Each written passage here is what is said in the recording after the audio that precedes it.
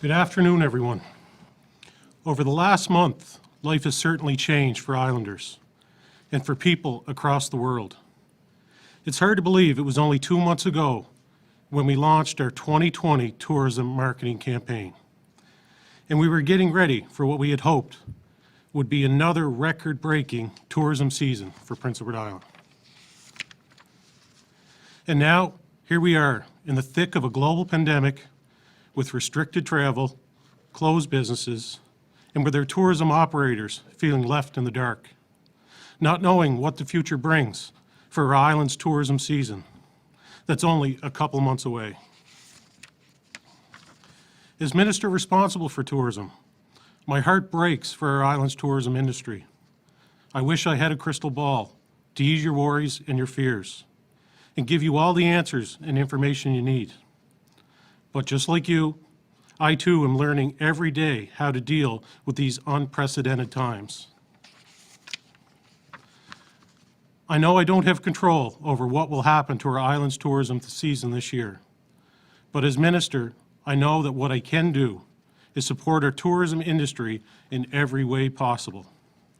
When my department first learned about the potential impacts COVID-19 could have on our island's tourism industry, we knew we had to take action quickly. Together, Tourism PEI and a consultant engaged with the industry to hear about these issues that they are facing. Gathering this information has helped us pinpoint what supports we need to provide to the industry during these unprecedented times. So with that, today I'm very pleased to share the following supports we have developed from Prince Edward Island's tourism industry. A $50 million tourism assistant loan package. These loans will be provided through Finance PEI with maximum financing of up to $1 million at 4% interest available for working capital.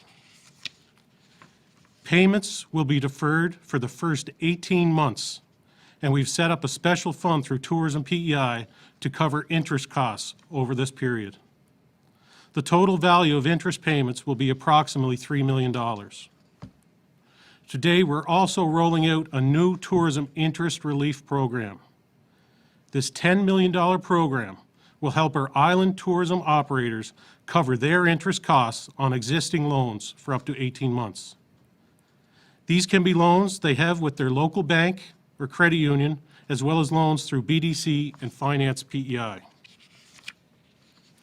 While no one knows what the future holds for our island tourism season, a key item Tourism PEI remains focused on during this unprecedented time is preparation. We want to make sure we have done everything we possibly can to be prepared for when life returns to somewhat normal. So with that, we are investing an additional $1 million into marketing and research so that when we can begin to market Prince Edward Island as a destination for travelers, whenever that time comes, we'll be ready. We know that tourism operators are required to pay a variety of fees every year. Today, I'm happy to share that we will be waiving all licensing fees, inspection fees, marketing fees, and signage fees for tourism operators.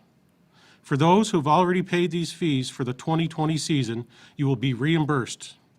In total, we'll be refunding $2 million back into the pockets of tourism operators.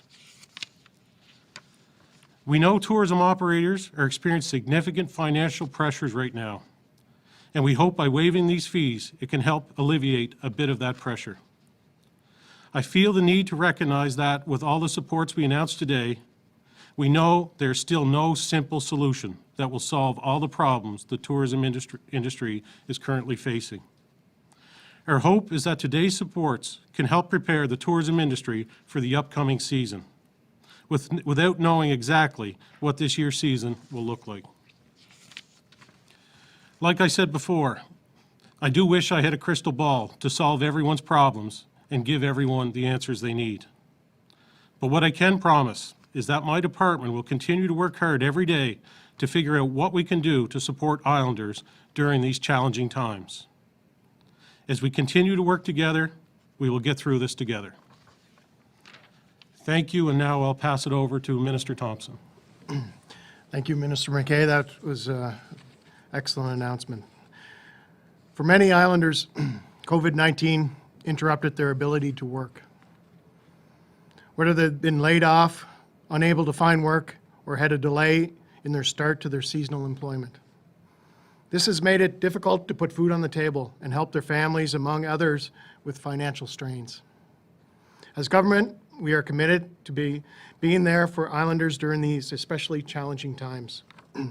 Over the past few weeks, we've put together programs in place in an effort to help ease the burden of COVID-19. We have also seen communities, industries, organizations come together to support islanders in many ways as they can. As islanders, we share the deep sense of love for neighbors and our natural instinct to support one another, especially during difficult times. Last weekend, I was fortunate enough to be a part of an incredible act of generosity from our agricultural community to support islanders in need. Prince Edward Island Potato Board, Amalgamated Dairies Limited, and the Department of Agriculture and Land, with the support of the Department of Transportation, Infrastructure and Energy, collaborated to create the Island Producers Helping Islanders initiative.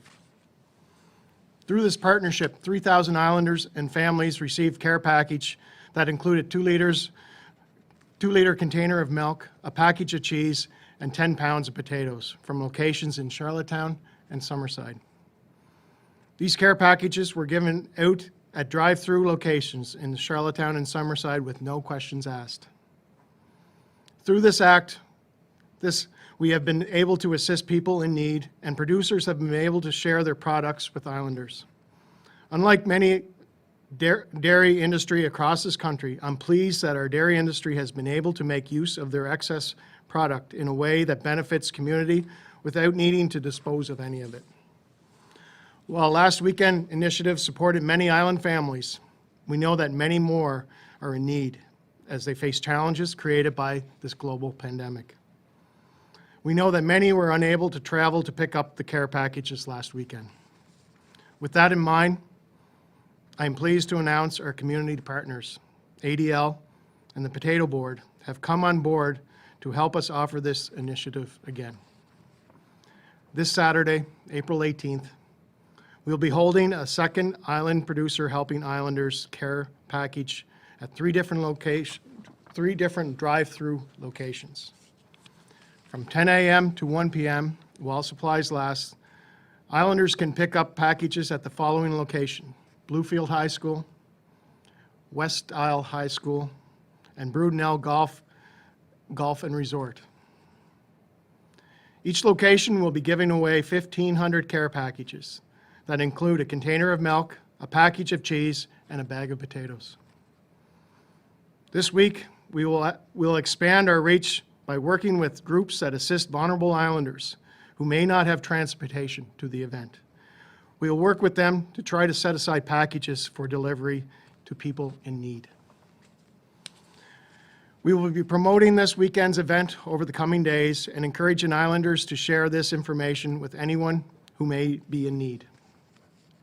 This effort wouldn't happen without the generosity of our food producers and the efforts of a lot of people. I want to thank everyone that's making this possible. Hopefully this act of kindness will make even the smallest difference for island families. It's together we can do great things for our communities and each other. Before we open it up to questions, I do have a few other updates to pass along. Following up from the announcement from earlier this afternoon, I would like to clarify a few things with respect to individuals traveling to Prince Edward Island. Essential workers traveling to Prince Edward Island do not need to contact EMO in advance. EMO will be responding to individuals with travel-related inquiries, hopefully within 24 hours. There have been numerous calls and emails sent to EMO in the past 2 hours, and staff are doing their best to respond to them as quickly as possible. EMO is only fielding travel-related inquiries. All other inquiries to COVID, including information about programs, supports, should be directed to the toll-free information line or visit COVID webpage at the provincial site. Island Waste Watch Management. As the weather continues to get warmer and the snow clears, crews in the department are noticing a lot more garbage and debris littering the ground in our communities. A reminder to Islanders that littering and dumping is illegal. The Island Waste Watch Management Corporation would like also to remind Islanders the following. Sorting properly is important. Sites continue to be closed to the public. If waste carts are rejected, please resort for the next scheduled collection. Please include two additional bags with black carts, please include only two additional bags with black cart collection as per normal guidelines. Waste volumes continue to be high as Islanders are using it for spring cleaning time. As per usual, the driver collect waste in your cart plus 2 bags or old garbage cans. Blue bag collection is on schedule, but free drop-off on Saturdays have been eliminated until further notice. Let's work together to keep our island clean and safe. Another update, reminder of fires in the province. A fire closure order issued under the Fire Prevention Act prohibits open fires in Prince Edward Island. The ban on outdoor burning is in place to keep volunteer and government firefighters safe. Almost all of our wildland fires on Prince Edward Island are a result of fires that have escaped from controlled burn. While firefighters are essential and are ready to respond to fires if needed, it is good practice to limit their exposure. The majority of other Canadian jurisdictions have also implemented the ban on outdoor burning for the spring period. This ban includes recreational campfires. Only exception in fires is contained in a fire pit and exclosure equipped with a spark arrestor or chimney with a spark arrestor. The ban also suspends burning permits issued by the Department of Environment, Water and Climate Change and the Fire Marshal's Office. If you see an open fire, please call 911. We will now open the floor for questions to the media. Sam Yerk, CBC. Hi there. I think my question would be for Minister Thompson. How are people without cars going to get free milk and cheese who are walking, who don't have transportation out in Bluefield and et cetera?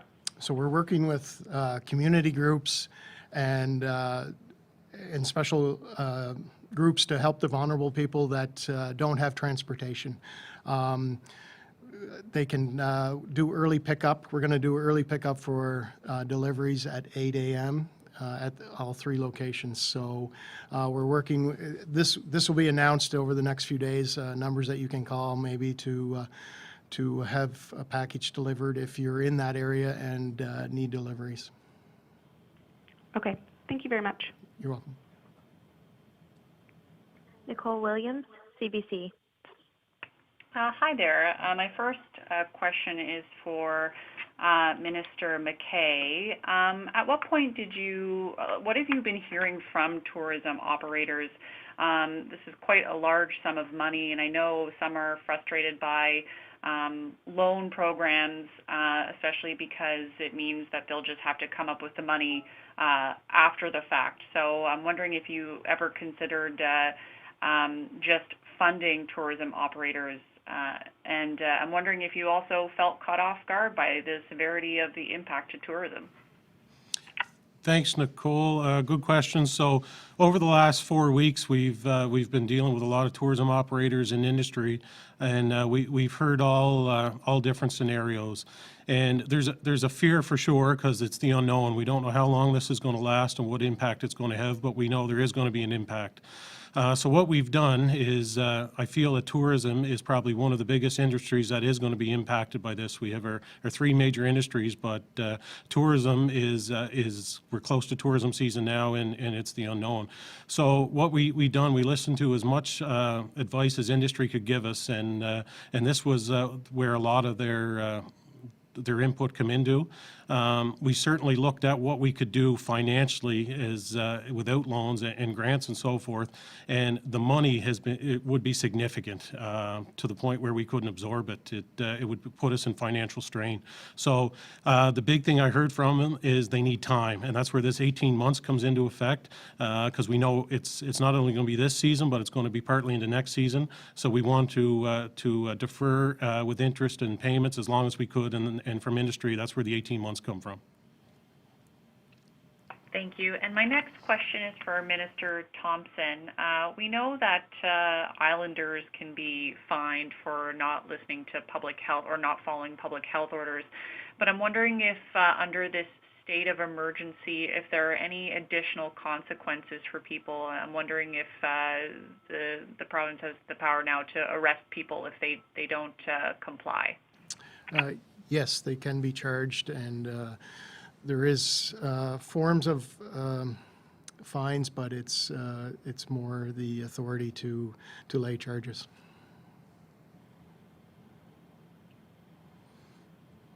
Rachel Collier, Eastern Graphic. Hi, I have a question for Mr. Thompson, and I'm just curious about the care packages. How much money is the province contributing to those packages or other resources for the initiative? So it's a three-way partnership with government, ADL, and the Potato Board. We're all in this together, and the commodity groups have really stepped up. They have extra product right now that they have to move, and they came to us with this initiative, and we're helping it out through, it's our manpower that's helping organize and deliver the product, but it's a lot of donation, a lot of it's donated from the producers, so. Okay, so a lot of it, do you have any, like a percentage, are you funding any of it, or is it mostly those who are donating? No, it's a three-way partnership. It's we're kind of working it that way. Okay, thanks. Stu Neepy, The Guardian. Hi, good afternoon to you both. First question to Minister MacKay. Wondering if you have numbers, I guess, for tourism operators and PEI of how much dollars have been lost, I guess, by operators so far up to date, and I guess how many jobs have been lost in the tourism industry alone up to now? Thank you, Stu. We don't have any exact numbers, but what we've been hearing from operators is, especially in the accommodation sector, that there's been a lot of bookings lost, so a lot of deposits have gone back, and the season's still up in the air. So we don't have any final numbers, but we're getting calls daily from industry and different groups as well to kind of tell us what they're going through, so we can learn from it. The department's fielding calls every day on this, and like I say, it's the unknown. We're still confident that we're going to have somewhat of a tourism season. That's what we're working towards.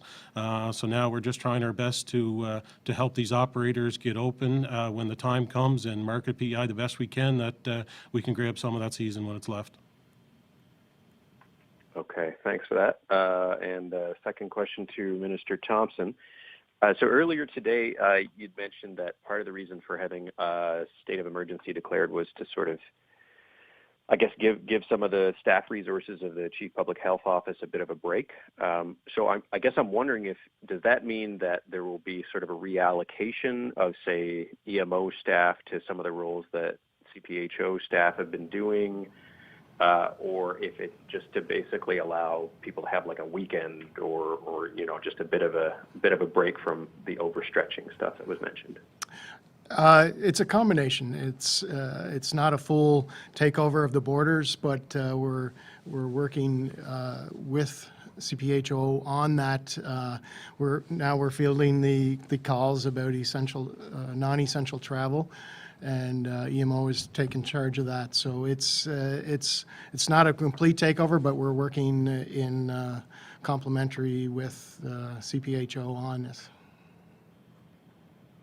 Okay. Thanks. Carrie Wynn, Ocean 100. Good afternoon, gentlemen. My first question is for Minister Thompson, again referencing the 1:30 news conference and declaring the state of emergency. That's in effect until April 30th at 11:59, I believe you said.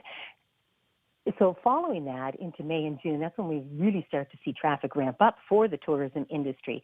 Is there a possibility that that state of emergency could go past April 30th and those screening measures would still be in place as restrictive as they are now?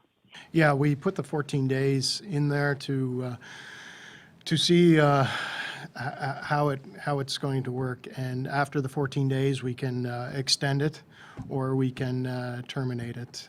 But of course, we're still going to be in the health emergency, the state of public health emergency, of course. And so we have the option to extend it past the 14 days, of course. That'll be a cabinet decision. My next question then is for Minister MacKay. Referencing the $50 million tourism industry fund that you announced today, and payments being deferred for 18 months, the maximum is $1 million that people can apply for. But what other qualifications does a tourism operator need in order to qualify for any of that funding? Thank you, Carrie Wynn. So what we're doing right now is developing the criteria. What we're trying to do is help as many tourism operators out as we can, possibly ones that might have had problems getting financing in the past through Finance PEI. We're trying to develop all businesses that would be affected on the tourism side of it that would have an impact. We're being creative behind the scenes. So I think over the coming days when the calls start coming in and we see what we're dealing with, but the main thing is we're trying to help as many of these tourism operators as we absolutely can at this time. Thank you. Laurent Lavoie. Yes, good afternoon. I have a question for Minister MacKay. Can you tell me a little bit more about the $1 million research fund? Is it to develop an advertisement to attract tourists later this year? What is it about exactly? So thank you for the question. So over the last 6 months, we've developing our marketing campaign. We were really looking forward to another record-setting year here in PEI on the tourism side of it. So what we've done now, we've completely had to change our marketing approach. We're looking at ways that we can be creative, that we can focus on some of this tourism season. We feel that it's going to be more local, Atlantic Canada, as well as Prince Edward Island. So what we've done, we've taken that additional $1 million, and when the time comes that it looks like our season is ready to go, we'll be pushing marketing dollars out as quick as we can and try and get as much tourism traffic as we can in that window. And just to follow up on that, do you plan? Is the strategy to extend a little bit the season over? Later this fall? Yes, most definitely. We're going to try and get as long-term a season as we can out of this. And the marketing team's working behind the scenes right now. They've been working on this over the last few weeks. There's been a lot of discussions, consultations going out, and like I say, when some of the restrictions look like they're going to be lifted, then we're full steam ahead. Thank you. Julien, Radio-Canada. Hi, Ministers. A question for you, Minister MacKay. The CTMA just announced a couple of days ago that they will cancel the whole season for the ferry between Surrey and the Magdalene. My question after what you just announced about the funding, like the fact that there's no season and no ferry for Surrey, it's huge for the economic of Surrey. Who will be really able, to apply for these funds? Because in Surrey, everybody is living from this ferry, the revenues from this ferry is like, we can speak about the hotels, the restaurants, but the gas station, maybe the grocery store. Who will be able to apply to this fund?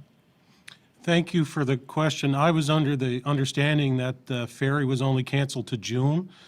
So I didn't realize they had canceled all summer. I thought it was just until June. So I'm going to have to verify that. But yeah, Surrey obviously depends on the ferry traffic there. I spent quite a bit of time in Surrey last summer touring some of the tourism operations. We can see that there's definitely an impact going to be had there if the ferry shut down completely. So all them tourism operations in Surrey, they can apply for this money as well. Like I say, we're trying to help as many tourism operations across PEI as we can. Yeah, so the season is shut down until the end of September for the ferry season. Is it a possibility maybe for you, for the province, to give maybe an extra funding just for the town of Surrey to help them to go through this difficult time? Thanks for the question. All our funding would cover island-wide, so no community be any different. Like I say, any of these tourism operators in Surrey that are impacted can certainly come and apply. We're going to try and help as many island organizations and tourism operators as we can. Thank you. That's it for questions, everyone. Thank you all Islanders for tuning in. Until we see you again, stay safe and healthy. Thank you.